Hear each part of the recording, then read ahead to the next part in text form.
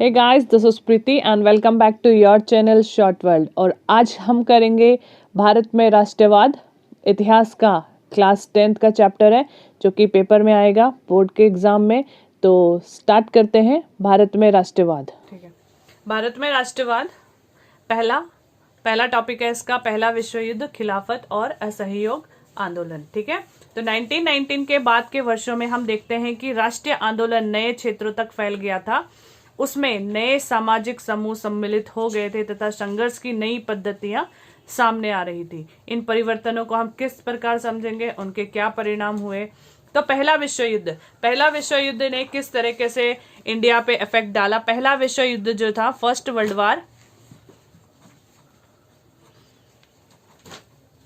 1914 में स्टार्ट हुआ था और 1919 तक ये चला था।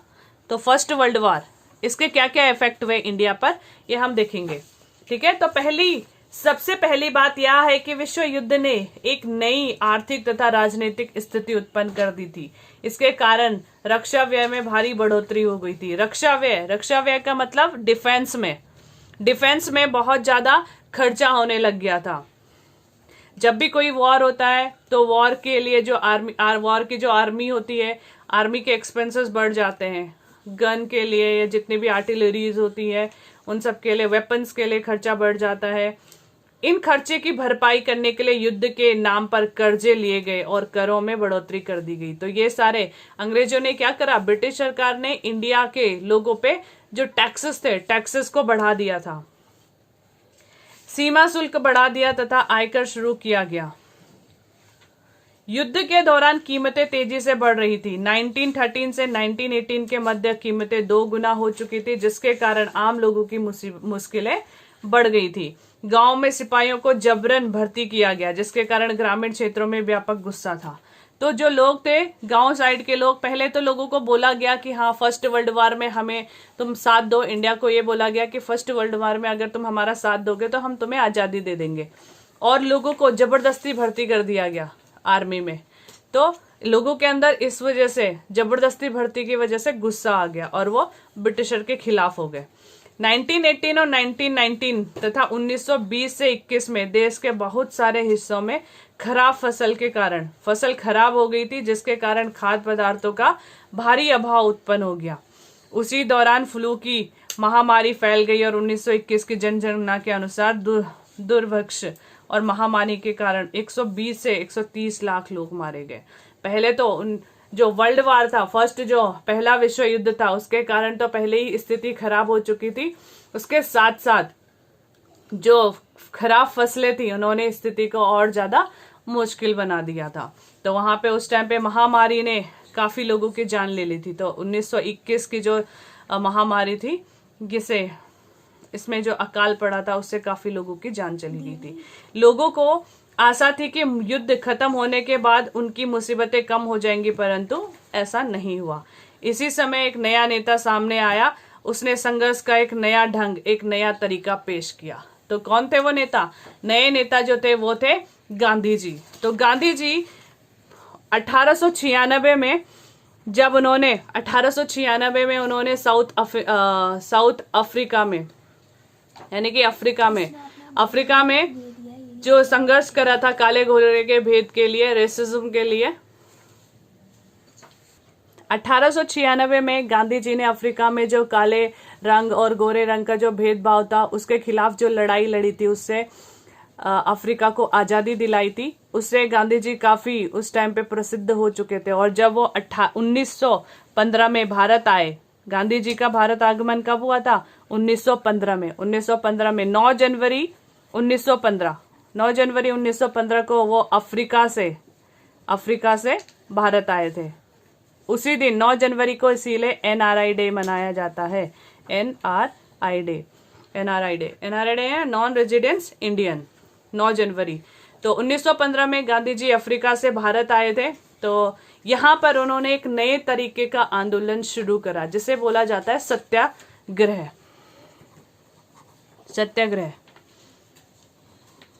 सत्याग्रह का मतलब होता है सत्य यानी कि ट्रुथ, सच्चाई के साथ, बिना हिंसा के साथ लड़ाई लड़ना। उसे हम कहते हैं सत्याग्रह। यानी कि उन्होंने कहा सिर्फ लड़ाई लड़ने के लिए, हमें आज़ादी के लिए सत्य की राह पे चलना पड़ेगा बिना हिंसा के। तो वो हिंसा नहीं चाहते थे, तो अहिंसा के साथ उन्होंने सत्य का साथ दिया और आंदोलन शुरू कर दिया। सत्याग्रह का विचार जनवरी 1915 में महात्मा गांधी भारत लौटे। इससे पहले वे दक्षिण अफ्रीका में थे। उन्होंने एक नए तरह के जन आंदोलन के रास्ते पर चलते हुए वहां की नस्लवेदी सरकार से सफलतापूर्वक लोहा लिया। इस पद्धति को वे सत्याग्रह कहते थे। सत्याग्रह के विचार में सत्य की शक्ति पर आग्रह तथा सत्य की खोज पर जोर दिया गया, जिसका अर्थ था यदि आपका उद्देश्य सच्चा है, यदि आपका संघर्ष अन्याय के खिलाफ है, तो उत्पीड़क के से मुकाबला करने के लिए आपको किसी शारीरिक बल की जरूरत नहीं है। यानी कि महात्मा गांधी का कहना था कि आपको हिंसा की जरूरत नहीं है, आप सिर्फ सत्य के राह पर चलकर ही मुकाबला कर सकते हो। तो प्रतिशोध की भावना अथवा हिंसा का सहारा लिए बिना सत्याग्रही केवल अहिंसा के सहारे भी अपने संघर्ष में सफलता पा सकते हैं। तो सत्याग्रह पूछा जाता है कि सत्याग्रह का क्या मतलब है, क्या meaning, what is the meaning of satyagraha. तो यही आपका आंसर कि सत्य की राह पर चलना बिना हिंसा के। केवल अहिंसा के सहारे भी वह अपने संघर्ष में सफल हो सकता है। इसके लिए दमनकारी शत्रु की चेतना को झंझोड़ना चाहिए। उत्पीड़क शत्रु को ही नहीं, अपितु सभी लोगों को हिंसा के द्वारा सत्य को स्वीकार करने पर विवश करने की बजाय सच्चाई को देखने तथा सहज भाव से स्वीकार करने के लिए प्रेरित किया जाना चाहिए। तो ये था गांधी जी का विचार। गांधी जी ने सबसे पहले भारत में आकर भारत के हर एक जगह पर जाकर लोगों के विचारों को सुना और देखा, उनके भावनाओं को सुना, देखा, उनकी तकलीफों को समझने की कोशिश करी हर जगह जाकर। तो 1916 और 1917, कहीं कहीं पर ये डेट 1917 दी है, कहीं पर ये 1916 दी है। चंपारण का पहला आंदोलन उन्होंने शुरू करा था। चंपारण आंदोलन महात्मा गांधी का पहला आंदोलन था। चंपारण में बिहार के जो नील उगाने वाले जो किसान थे, उनके लिए आंदोलन चलाया गया था। उनके जो टैक्स था, टैक्स के लिए ये आंदोलन चला था। उसके बाद चंपारण का जो पहला आंदोलन था बिहार में, उसके बाद 1917, 1918 में, तो 1916 में बिहार के चंपारण इलाके का दौरा किया गया दमनकारी बागान व्यवस्था के खिलाफ। इंग्लिश की बुक में ये 1917 है और हिंदी में ये 1916 दिया गया है। तो आप ऑप्शन के अकॉर्डिंग इसको आंसर चेक कर लेना। को संघर्ष के लिए प्रेरित किया गया। 1917 में उन्होंने गुजरात के खेड़ा जिले के किसानों की सहायता के लिए सत्याग्रह का आयोजन किया। फसल खराब हो जाने तथा प्लेग की महामारी के कारण खेड़ा जिले के किसान लगान चुकाने की हालत में नहीं थे। उसके बाद है वो चाहते थे कि लगान वसूलों में ढील दी जाए। 1918 में गांधी जी ने सूती कपड़ा कारखानों के मजदूरों के बीच सत्याग्रह आंदोलन चलाए। अहमदाबाद का आंदोलन 1918 में शुरू करा था। ये गांधी जी का पहला आंदोलन था जिसमें उन्होंने पहली बार आमरण अनशन या भूखमरी का इस्तेमाल किया था। भूखमरी बोलते ना हटाने से, भूख हड़ताल का इस्तेमाल किया गया था। 1918 का जो आंदोलन था अहमदाबाद का आंदोलन, उसमें भूख हड़ताल का प्रयोग उन्होंने पहली बार किया था। बाद हमारे पास आता है रॉलेट एक्ट। रॉलेट एक्ट है 1919। ये भी क्वेश्चन आपके पास पूछा जाता है। 1919 रॉलेट एक्ट जो है 1919 में था। इस सफलता से उत्साहित गांधी जी ने 1919 में प्रस्तावित रॉलेट एक्ट के खिलाफ एक राष्ट्रीय व्यापक सत्याग्रह आंदोलन चलाने का फैसला लिया। इस कानून का भारतीय सदस्यों के भारी विरोध के बावजूद इंपीरियल लेजिस्लेटिव काउंसिल ने बहुत जल्दबाजी में पारित कर दिया था। इस कानून के द्वारा सरकार को राजनीतिक गतिविधियों को कुचलने तथा राजनीतिक कैदियों को 2 साल तक बिना मुकदमा चलाए जेल में बंद रखने का अधिकार मिल गया था। तो रॉलेट एक्ट क्या था? बिना ट्रायल के लोगों को जेल में बंद कर दिया जाता था। जेल में आप बिना ट्रायल के किसी को भी जेल में बंद कर सकते हो। शक के बिना पर, अगर आपको किसी पे शक है तो आप उसके शक के बिना पर किसी को भी गिरफ्तार कर सकते थे। तो ये इसलिए रॉलेट एक्ट इसलिए लेके आए थे ताकि जो राजनीतिक ये आंदोलन चलाने वाले जितने भी राजनीतिक नेता थे उनको काबू में किया जा सके, उनको काबू किया जा सके। इसके खिलाफ गांधी जी ने सत्याग्रह चलाया। महात्मा गांधी ऐसे अन्यायपूर्ण कानूनों के विरुद्ध अहिंसक ढंग से नागरिक अवज्ञा चाहते थे। 6 अप्रैल को एक हड़ताल से शुरू होना था। विभिन्न शहरों में रैली जुलूसों का आयोजन किया गया। रेलवे वर्कशॉप में कामगार हड़ताल पर चले गए, दुकानें बंद हो गई। इस व्यापक जन उभार से चिंतित तथा रेलवे और टेलीग्राफ जैसी संचार सुविधाओं के भंग हो जाने की आशंका से भारतीय अंग्रेजों ने राष्ट्रवादियों पर दमन शुरू कर दिया और अमृतसर में बहुत सारे स्थानीय नेताओं को गिरफ्तार कर दिया गया। तो यहाँ पर अमृतसर में आपने जलियांवाला बाग कांड तो सुना ही है। अमृतसर में काफी लोगों को स्थानीय नेताओं को गिरफ्तार कर दिया गया था, जिसकी वजह से लोगों ने एक शांतिपूर्ण असेंबली बिठाई थी जलियांवाला बाग में। जलियांवाला बाग में उस दिन बैसाखी का त्योहार था। 13 अप्रैल 1919 को बैसाखी वाले दिन लोग वहां पे शामिल हुए थे। अमृतसर के मेले में शामिल होने के लिए जलियांवाला बाग में इकट्ठा हुए थे। जलियांवाला बाग हत्याकांड हुआ। शहर में लागू मार्शल लॉ का पता नहीं था।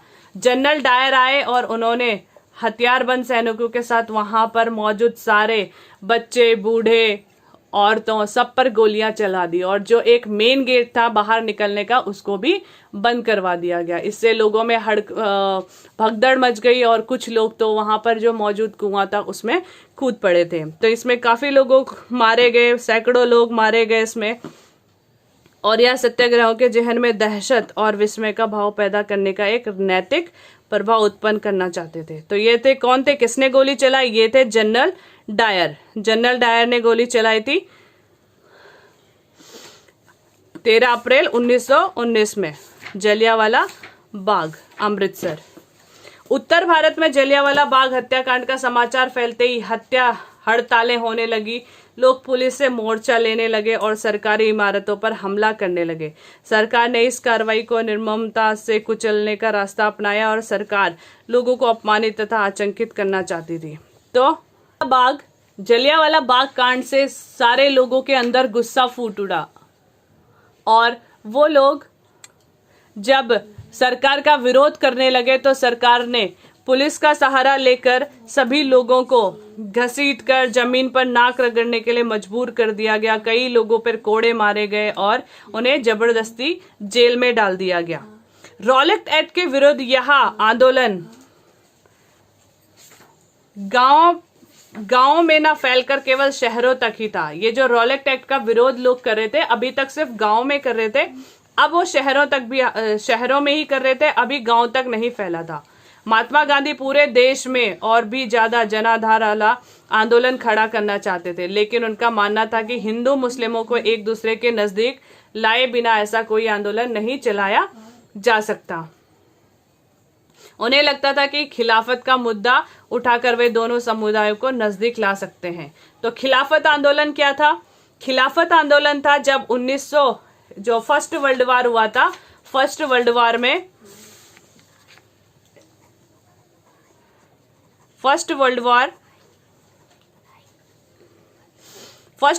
में जो टर्की थे, फर्स्ट वर्ल्ड वार के दौरान जो तुर्की यानी कि टर्की के जो खलीफा थे, मुस्लिम लोग उन खलीफाओं को, तुर्की के खलीफा को अपना धर्म गुरु मानते थे, अपना धर्म गुरु मानते थे।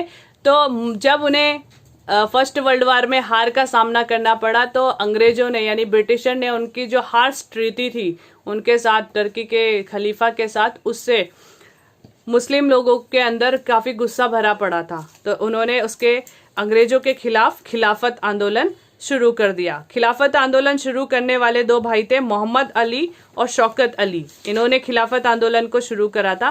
तो गांधी जी ने इसका फायदा उठाकर हिंदू और मुस्लिमों को, क्योंकि हिंदू भी अंग्रेजों के, ब्रिटिशर के अगेंस्ट थे, मुस्लिम भी उनके अगेंस्ट थे, तो दोनों ने मिलकर एक साथ उनका सामना किया। तो गांधी जी ने यहाँ पर खिलाफत आंदोलन का फायदा लेकर मुस्लिमों को हिंदुओं के साथ मिला दिया गया।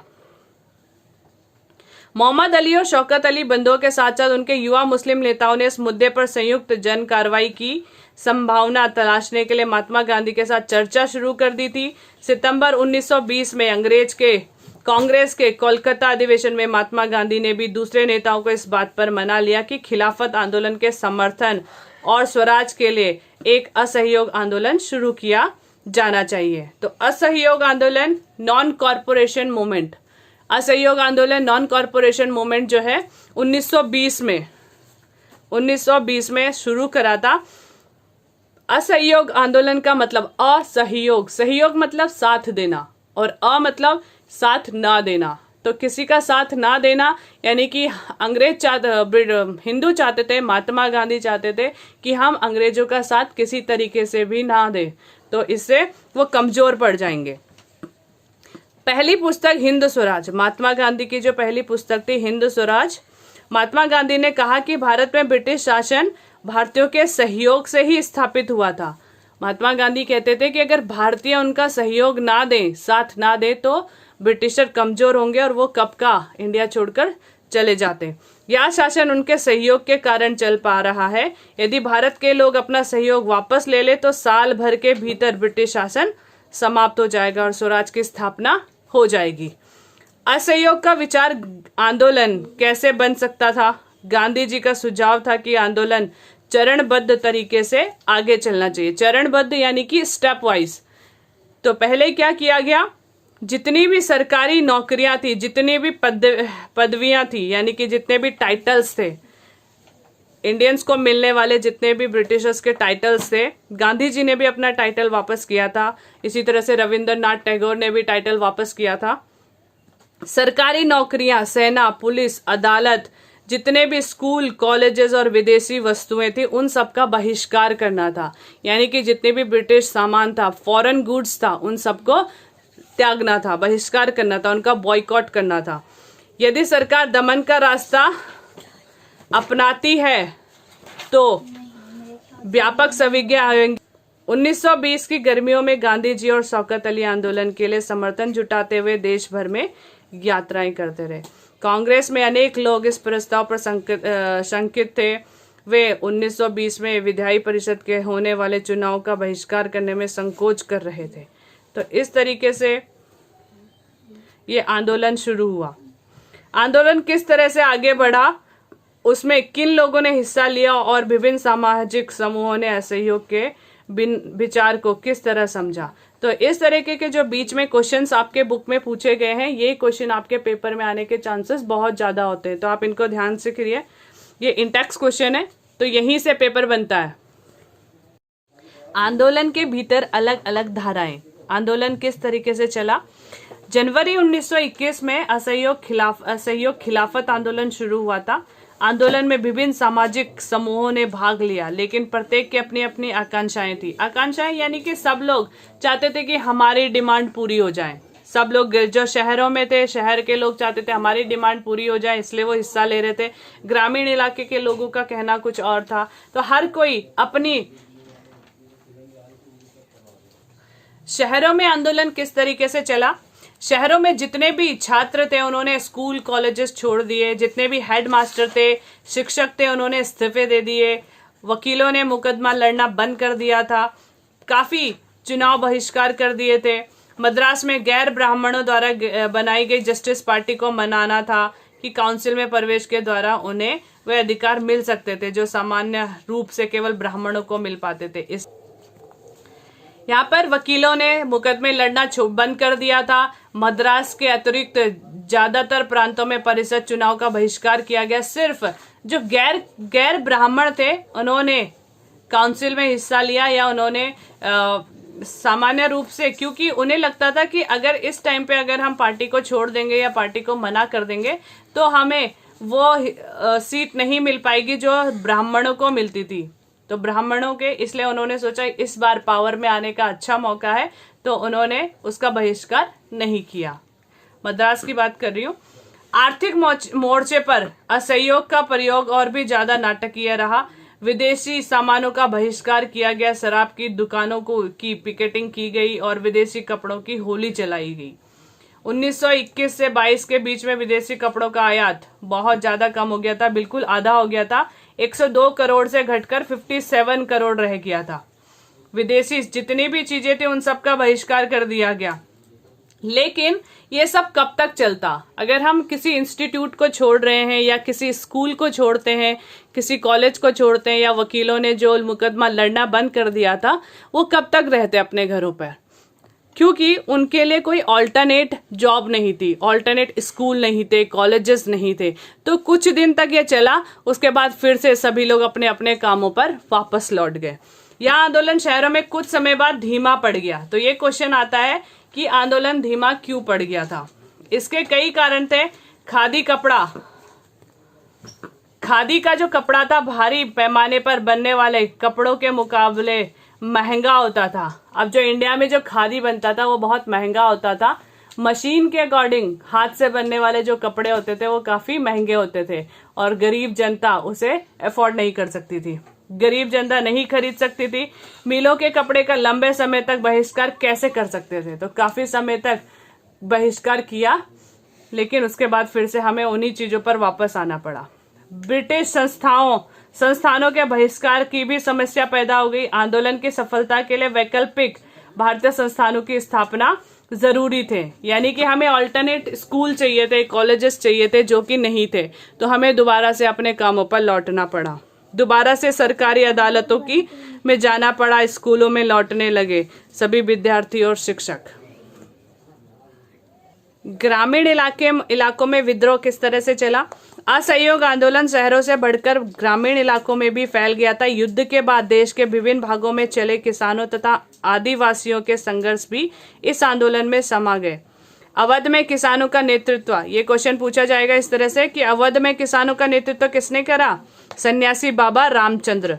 बाबा रामचंद्र इससे पहले फिजी में गिरमिटिया मजदूर थे तौर पर काम करते थे। आंदोलन तालुकदारों तथा जमींदारों के खिलाफ था, जो किसानों से बहुत लगान और तरह तरह के कर वसूल रहे थे। किसानों को बेगार करनी पड़ती थी। बेगार का मतलब होता है इंडेंचर्ड लेबर, यानी कि आपको बंधुआ मजदूर बना दिया जाता है। आपको मजदूरी तो करनी पड़ेगी, लेकिन उसके बदले आपको वेजेस नहीं मिलेंगे, आपको उसकी काम की पैसे नहीं मिलेंगे, तो उसे बेगार कहते हैं। पट्टेदार के तौर पर उन्हें पट्टे निश्चित नहीं होते थे, उन्हें बार बार पट्टे की जमीन से हटा दिया जाता था, यानी कि उन्हें रेंट पे लैंड दिया जाता था, और वो भी कभी उनको मिलती थी, कभी नहीं मिलती थी, जिसके की जमीन पर उनका कोई अधिकार स्थापित नहीं हो सके। किसानों की मांग थी कि लगान कम किया जाए, बेगार खत्म हो, दमनकारी जमींदारों का सामाजिक बहिष्कार किया जाए। उनके स्थानों पर जमींदारों को नाई धोबी की सुविधाओं से भी वंचित करने के लिए पंचायतों ने नाई धोबी बंद कर दिया गया। तो जो बड़े जमींदार होते हैं उनको नाई धोबी, उनकी जो सुविधाएं थी उन सबको बंद कर आंदोलन चलाया गया। तो यहाँ पर ग्रामीण इलाकों में जो असहयोग आंदोलन था वो किस तरह से चलाया गया? उनको बेगारी खत्म करनी थी। जो कर वसूल करते थे जमींदार, हाई कर थे, उनको हाई टैक्सेस को कम करवाना था। 1920 में जवाहरलाल नेहरू ने अवध के गांव का दौरा किया, अनेक कष्टों को समझने का प्रयास किया। अक्टूबर तक जवाहरलाल नेहरू, बाबा रामचंद्र तथा अन्य लोगों के नेतृत्व में अवध किसान सभा का गठन किया। महीने भर में पूरे इलाके में गांव में संगठन के 300 से अधिक शाखाएं बना चुके थे और अगले वर्ष से आंदोलन शुरू हुआ। तो कांग्रेस ने अवध के किसान संघर्ष को इस आंदोलन में सम्मिलित करने का प्रयास किया। उसके बाद है आदिवासियों ने किस तरह से आंदोलन में हिस्सा लिया? आदिवासी किसानों ने महात्मा गांधी के संदेश और स्वराज के विकास विचार का कुछ और ही मतलब निकाला। उदाहरण के लिए आंध्र प्रदेश गुडेम पहाड़ियों, ये ध्यान रखिए, आंध्र प्रदेश की गुडेम पहाड़ियां 1920 के दशक शुरुआत में उग्र गुरिल्ला आंदोलन फैल गया। यहाँ पर जो आंदोलन के जो नेता थे अल्लूराम सीता, यहाँ पर गुरिल्ला आंदोलन को चलाने वाले थे अल्लूरी सीताराम राजू, एक दिलचस्प व्यक्ति थे। उनका दावा था कि उनके पास बहुत सारी विशेष शक्तियां हैं। वो लोगों की तकलीफों को दूर कर सकते हैं, लोगों को स्वस्थ कर सकते हैं और गोलियां भी उन्हें नहीं मार सकती। ठीक है, ये थे अल्लूरी सीताराम राजू। इन्होंने गुरिल्ला आंदोलन शुरू करा था आंध्र प्रदेश में, गुडेम पहाड़ियां ध्यान रखना। राजू के व्यक्तित्व से चमत्कृत विद्रोहियों का मानना था कि वह ईश्वर का अवतार है।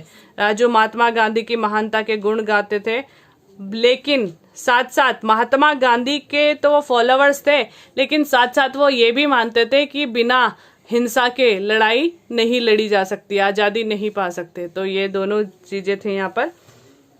बेगार किसी भी, उन्होंने लोगों को खादी पहनने, शराब छोड़ने के लिए प्रेरित करा। साथ ही उन्होंने यह दावा भी किया, भारत अहिंसा के बल पर अब नहीं अपितु केवल बल प्रयोग के द्वारा ही आजाद हो सकता है। तो वो गांधी जी को भी फॉलो करते थे, गांधी जी के महान गुणों का वो आदर्श करते थे, लेकिन साथ साथ उन्होंने ये भी बोला कि अहिंसा के बल पर ही हम आजादी नहीं पा सकते, हमें बल की जरूरत पड़ेगी। गुडेम विद्रोहों ने पुलिस थानों पर हमला किए, ब्रिटिश अधिकारियों को मारने की कोशिश की तथा स्वराज प्राप्ति के लिए गुरिल्ला युद्ध चलाए। 1924 में राजू को फांसी दे दी गई और लोगों के बीच वो लोकनायक बन चुके थे।